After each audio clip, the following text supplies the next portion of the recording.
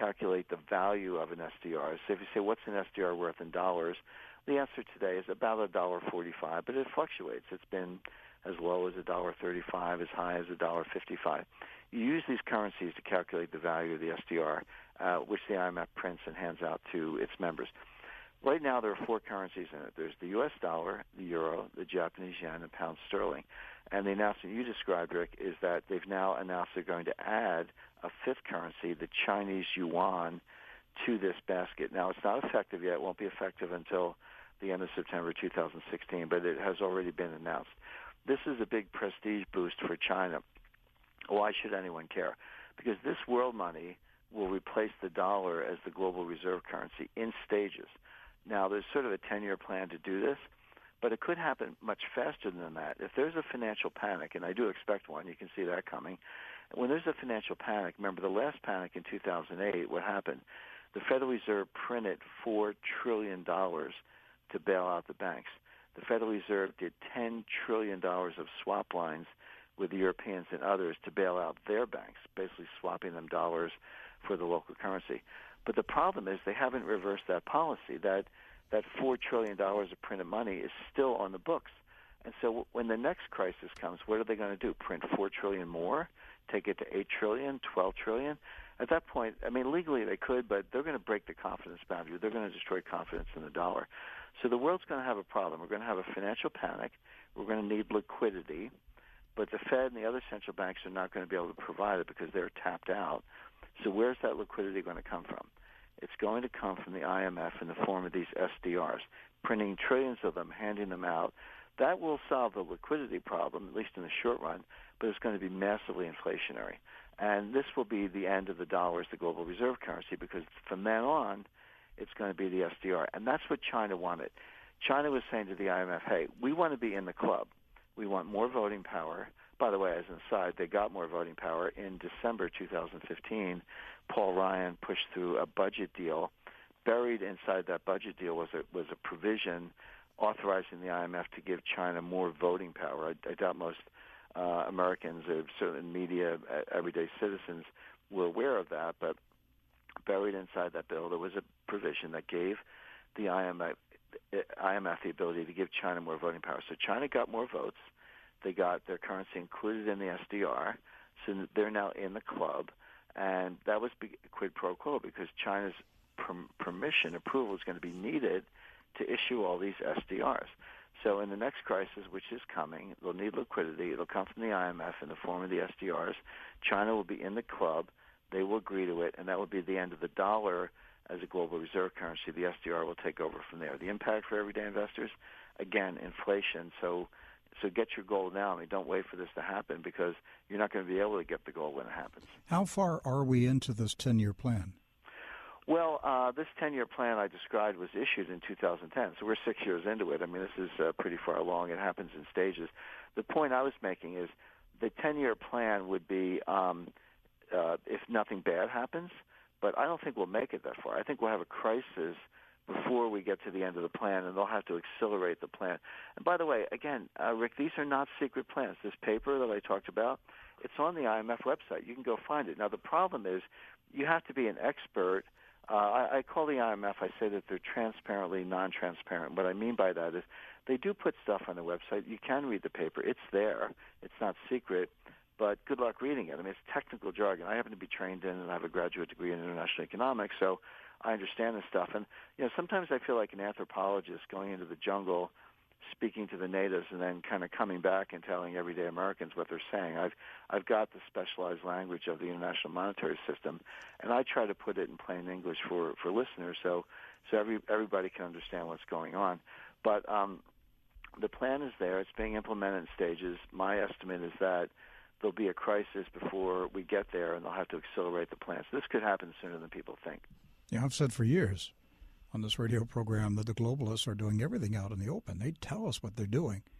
It's just that most people aren't reading it or listening to it or understanding it. But it's out there. They're telling us where they're taking the world. They want a one-world type of system. They want a system that a very small group of people are controlling the resources of the world. Whether they obtain it, I don't know. But that's where they want to take this planet.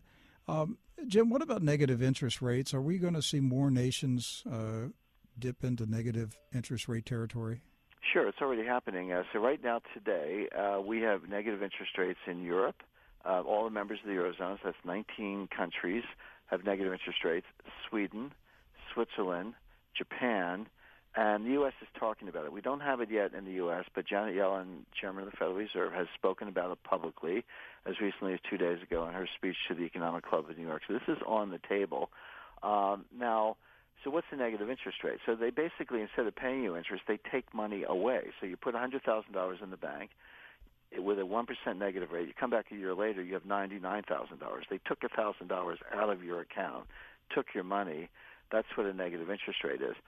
Now, people say, well, fine, I'll just go get cash. I'll get my cash out of the bank, stick it in a coffee can, bury it in my backyard, put it under my mattress, whatever, and I'll still have my $100,000 a year from now. And they can't get me with a negative interest rate. By the way, talk to your parents and grandparents about the Great Depression. They'll tell you stories about people doing exactly that, taking the cash out of the banks because they didn't trust the banks. So, but there's a problem with that. It's called the war on cash. And a lot of people are aware of it. Basically, governments are trying to eliminate cash. See, if you're going to slaughter a bunch of pigs and cows, you got to herd them up and get them in a pen. You don't go run around chasing the cows on the open range. You herd them into a pen, and then you slaughter them. So that's what's going on with money. People are being herded into a digital pen at the big banks. All the money is being forced into digital form in the big banks, and then they're going to slaughter you with these negative interest rates. Now, people say, oh, I'll just go get my cash. Really? Try doing it. Go down to your bank tomorrow, ask for $5,000 in cash. You will be treated like a criminal, a drug dealer, a terrorist, or a tax evader. It's perfectly legal, by the way. There's nothing illegal about it. But some banks will say, come back in 2 days, sort of cash by appointment. They'll make you sign a lot of documents. If you do $10,000 or more, they'll file what's called a currency transaction report with the United States government. Even for amounts less than $10,000, they'll probably file what's called an SAR, suspicious activity report, because, if you never took $5,000 out before and suddenly you go down and take out $5,000, that looks suspicious. And again, even though you're a perfectly innocent civilian, you're doing something totally legal, it's your money, you will be treated with suspicion by the bank because you never did it before, and they'll file this report with the government. Now you're in the crosshairs. And the tellers are trained to do this. There's no upside for them by cutting you a break. They're told, hey, if you don't file the reports, you're fired. That's how kind of terrorized the whole financial system is. So my point is, technically, can you get cash? Yeah, it's legal, but try doing it. Like I said, you'll be treated like a criminal. So people ask me about the war on cash. I say, look, the war on cash is over. The government won. So now you're forced to keep your money in the bank. It's a digital asset. By the way, if the government doesn't get you with negative interest rates, Vladimir Putin will, because he's got a 6,000-member cyber brigade working day and night to hack, disrupt, destroy, and delete all these digital assets, which they can do. Just to give you an example of that, just last week, the country of Bangladesh, they had a $100 million bank deposit that disappeared. Now, guess who they had the deposit with? By the way, Bangladesh is one of the poorest countries in the world. Yeah, it was the New York Federal Reserve. New York Federal Reserve. It wasn't like some off-the-run bank in Bangladesh. It was the New York Federal Reserve, arguably the safest, strongest bank in the world, and $100 million disappeared. And it went into casinos in the Philippines. Oh, yeah, and good luck finding it. And it could go a lot of places. It could also just be erased, by the way. They don't, the Russian intelligence and military, they're not necessarily out to steal your money. They're out to make your money go away, make it disappear. But, James, also, you could have this type of massive theft of digital money and blame it on anybody. You could blame it on the Martians. We're not going to know who's stealing. It could be the Federal Reserve stealing from us. That's exactly right. And that's why I recommend physical gold, not paper gold, not ETF gold, not gold futures, not gold contracts, but physical gold, partly because it's non-digital. And Rick, a lot of people ask me, my book is called The New Case for Gold, and they say, hey, Jim, what's new about it? And this gold argument's been going on for decades or probably centuries. What's new about the new case for gold? Well, one of the things that's new is what we're talking about, Rick, which is digital cyber financial warfare, the ability to wipe out digital assets. Gold, we weren't talking about that in the 80s and the 90s. I mean, you didn't have the Internet. You didn't have these cyber crimes and cyber financial warfare. But gold is physical. It's not digital. You can't erase it. You can't hack it. You can't delete it. You can't steal it online. So it's another way to preserve wealth. And again, I talk about this a lot in my book, The New Case for Gold. Are they going to succeed in totally eliminating cash? Eventually, yes. I mean, first of all, Sweden is already talking about it. And by the way, again, these things, the power elite work in stages, small stages. They know that if they do this stuff overnight, there'll be a popular outcry. So they do it in baby steps, so nobody notices, and you kind of get used to it. By the way, let's just go back 100 years. So let's go back to a little over 100 years, say 1910. In 1910, people still had gold and silver coins in their pockets. Not all their money, but gold and silver coins were not unusual. It was legal tender. You could pay for something with a gold $20 1 ounce coin. It was $20. Today it's $1,250. But back then it was a $20 coin. As recently as 1964, when I was a kid and had a newspaper route, dimes and quarters were silver. Pure silver. I had silver coins in my pocket as a kid in 1964. It wasn't that long ago. So the point is, but in World War I, what they did, they melted down all the gold coins, took them out of circulation, put them into 400-ounce bars. So they said, you can still own gold, but you got to have one of these 400-ounce bars. Well, first of all, that was too much for most people to afford. And even if you could afford it, you weren't going to walk around. That's a 35-pound bar. You're not going to walk around with a 35-pound bar of gold in your pocket. So you're like, okay, I got the gold, but it's in the bank vault.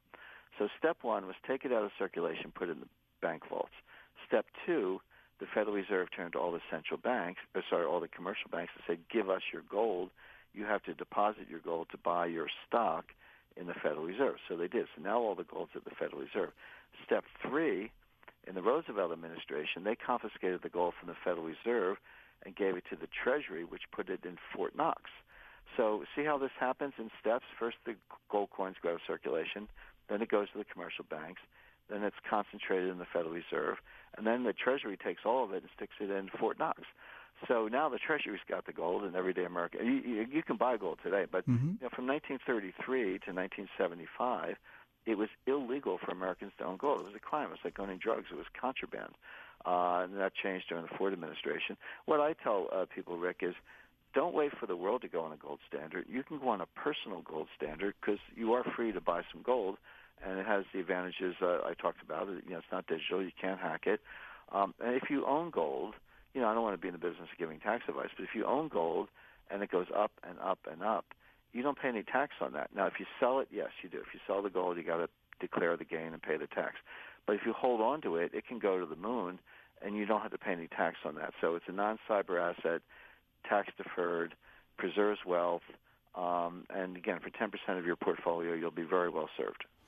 Are the international banksters prepared for an old-fashioned revolt? It's been a long time since there have been mobs in the streets with pitchforks and torches.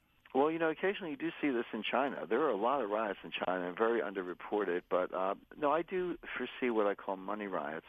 And this gets to the next financial crisis. Money riots. Yeah. Talk about that. I want to hear more about that. Sure. So look at this tempo. So let's go back to 1998. Long-term capital management, hedge fund collapse. The world was hours away from every stock and bond market in the world being shut. And I know because I was there. I was the general counsel of long-term capital management. I personally negotiated that bailout. I was on the phone with the Treasury, or in person with the Treasury, the Fed, the heads of the 14 big Wall Street banks. So I did that deal. And I can tell you, and Al Greenspan testified the same thing, that we were just hours away from the entire financial system shutting down. Now, we got the deal done. We kind of phoned the runways. The plane didn't blow up, but people don't know how dangerous that was. So then come 10 years forward. In 2008, we were just days away, hours or days away from the sequential collapse of every bank in America. And again, the Fed stepped in and bailed that out. So come forward 10 more years to 2018. So look at this tempo. In 1998, Wall Street bailed out a hedge fund to save the world. In 2008, the central banks bailed out Wall Street to save the world. In 2018, who's going to bail out the central banks? Because they're the ones in trouble now. They're the ones leveraged 100 to 1. They're the ones who used up all their dry powder. Well, of course, the only balance sheet left in the world is the IMF. That's going to be this SDR rescue that we talked about. So that's sort of where the world is heading. But the next time, they're not going to paper it over because they like I say, they used up the dry powder. What they're going to do, they're going to shut the money market funds. Last year, look this